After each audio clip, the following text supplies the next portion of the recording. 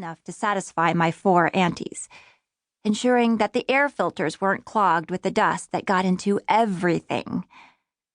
I had a pretty dismal life on Jinju. I was counting the days until I turned 15. Just 2 more years left before I could take the entrance exams for the Thousand Worlds Space Forces and follow my brother June into the service. That was all that kept me going.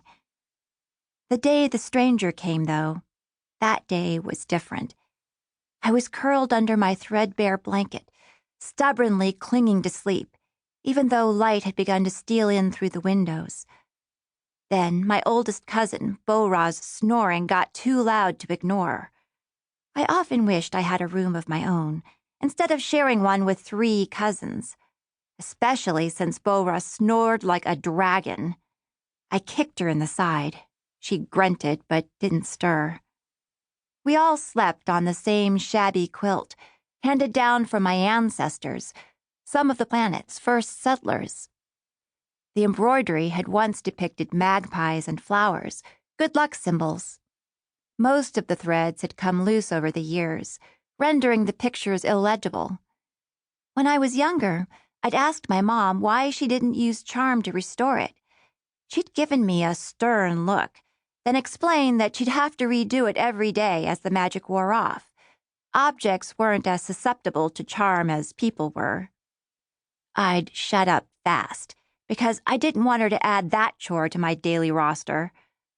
Fortunately, my mom disapproved of charm in general, so it hadn't gone any further. All my life, I'd been cautioned not to show off the fox magic that was our heritage. We lived disguised as humans and rarely used our abilities to shapeshift or charm people. Mom insisted that we behave as proper civilized gumiho, so we wouldn't get in trouble with our fellow steaders, planet-bound residents of Jinju. In the old days, foxes had played tricks like changing into beautiful humans to lure lonely travelers close so they could suck out their lives.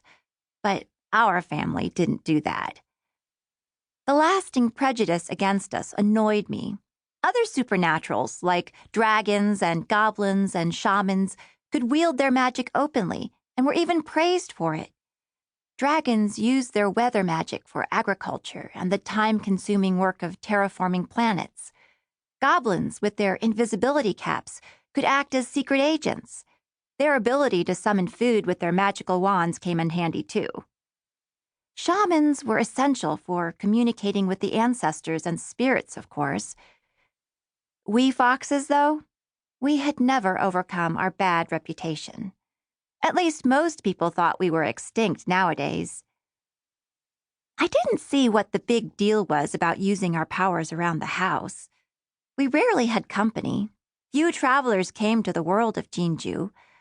According to legend, about 200 years ago, a shaman was supposed to have finished terraforming our planet with the dragon pearl, a mystical orb with the ability to create life. But on the way here, both she and the pearl had disappeared.